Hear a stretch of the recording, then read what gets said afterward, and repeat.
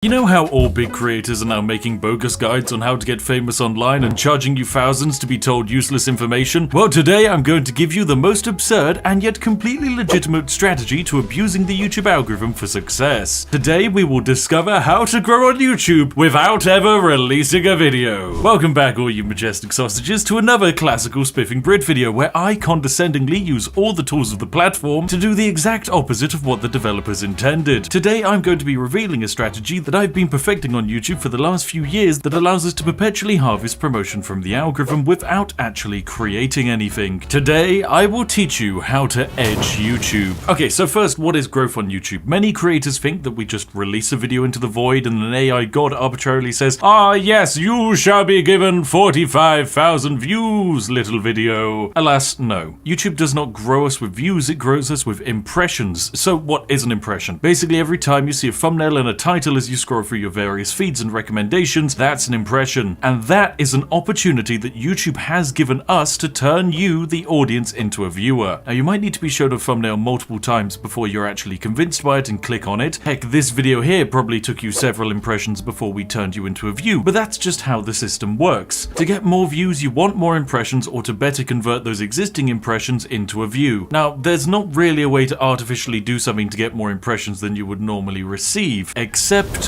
there is. Today we're going to be abusing a little bit of logic that was created for the YouTube algorithm, and we'll use it to yield some very unexpected results. So let's say you're going to premiere a video at 6 PM on Friday. You upload and start the premiere at 6 PM on Wednesday, a few days ahead of time so that your audience can get ready for the release. Now, whilst the premiere page is there, anyone can check it out, but there's no video going to be released to the public until 6 PM on Friday. YouTube knows this and your audience knows this. So 48 hours prior to the release of a video, YouTube will only be giving your premiere a handful of impressions, because no one expects you to sit and wait 48 hours for a video to start. But the closer to releases we get, the more impressions the premiere receives. This is, of course, perfectly logical, but the best way to track how effective this exploit is with the real-time views on a premiere or stream's trailer. This graph here is the real-time views that we received on a trailer that we had on a live stream, but this exploit works on both streams and premieres, so there is literally no difference. The graph here shows a big jump. That jump there is the difference from a stream crossing into the 1 hour until start threshold. As you can see, we're suddenly getting a lot more real-time views. This also correlates with a massive increase with the amount of impressions we're getting. The logic is of course simple, but it does create a problem, because if YouTube starts sharing the premiere more and more the closer we get to a release, then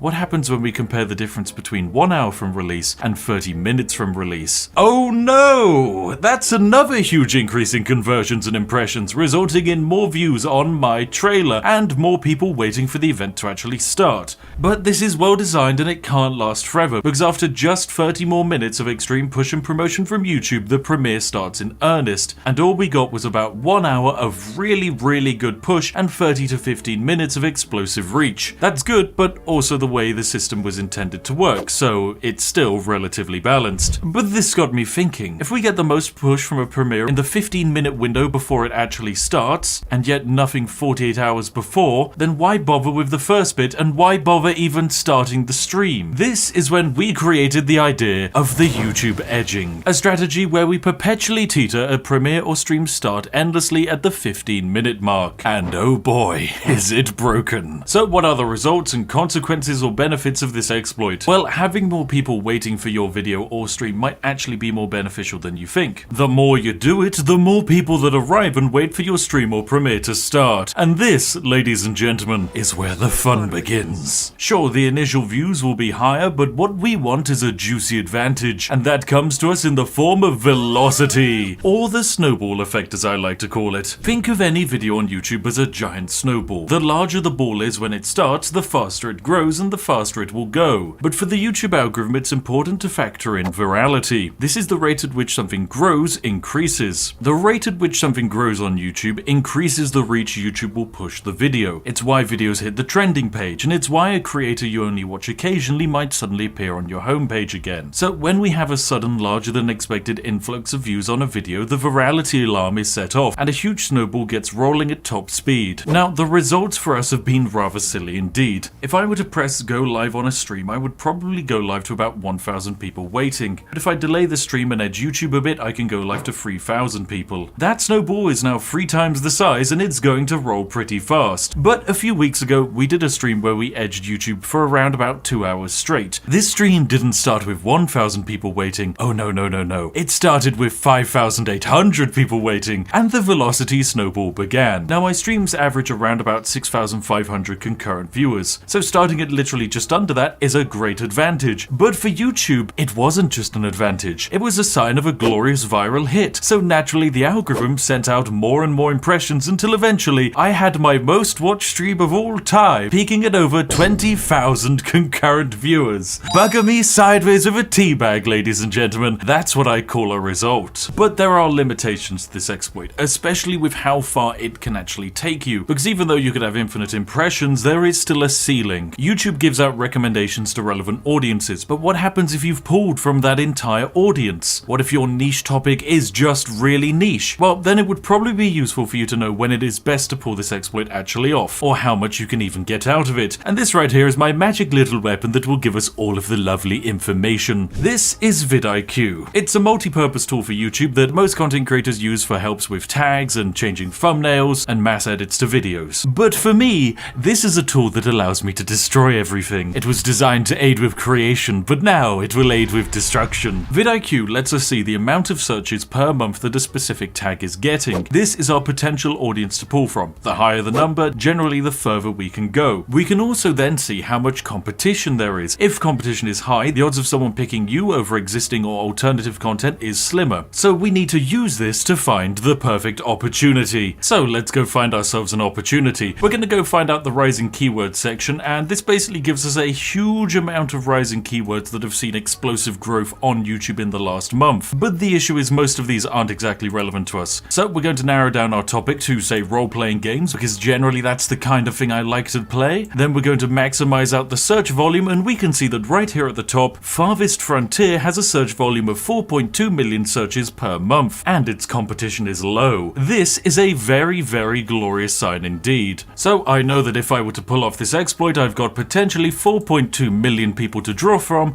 and very little competition to deal with. Because of the sheer power of this exploit, there is actually a stupidly high chance that you will actually yield more than 4 million impressions. Heck, there's a chance you could start yielding 10 million impressions. My latest stream, for example, has almost hit 10 million views alone, and that was on a game that nobody's ever heard of, so imagine if I'd done Farthest Frontier instead. This is the power of pure data mixed with exploits. It's perfectly bloody balanced. Then, once we now have our perfect topic and perfect reach, we then need to work out when to execute it, and oh my, would you look at that! It's a comprehensive list of when all of my viewers are active on YouTube. Thanks, vidIQ! Oh, you shouldn't have, my friend. And with this, I can see that, generally speaking, across an entire week, it would be best for me to start this exploit around about 2 or 3 PM and finish it around 6 PM and then stream for about 2 to 3 hours. This is immensely useful because you won't get anywhere on YouTube with just exploits. Exploiting data is what truly allows us to break the platform. Now, for the purposes of this video, and because I like helping out other people pull off exploits, I have negotiated with vidIQ to get 99% off of their plan. Seriously, it's an incredibly useful tool that's been feeding me data for the last 5 years, and it's a huge thanks to the reason why I'm here at like 3 million subscribers. So yes, please accept my glorious gift. But now it is time for my grand experiment, the moment that I've been waiting for the last few years. It's time for all of you to take part in creating a bit of YouTube magic. It's time for the ultimate edge. This video right here is what you will all raid into. When this video finishes, you should all go over there and just take a look at this glorious monstrosity, because this video will be endlessly pushed back over and over again until a secret threshold that I have set is met. Upon that time, we will reveal the greatest video ever created. This video may never release, which would be a real shame, but what it will have is it will have an absurd amount of impressions and reach thanks to this glorious exploit and your assistance. To help with this glorious experiment, you can give this video a like and a comment, and then leave a comment under the premiere. Heck, leave a comment each day of our grand experiment to maximize its endless march. And to reward those continuously waiting for its inevitable release, we will of course be handing out copious amounts of gifted memberships in the live chat, which for dubious balance purposes are handed out to those who interact with the premiere the most. Like, thanks YouTube, what a glorious interaction farming way of doing it. Anyway, this is our glorious experiment and YouTube exploit, so grab yourself a nice warm cup of tea and let's go write some YouTube history. I'll see each and every one of you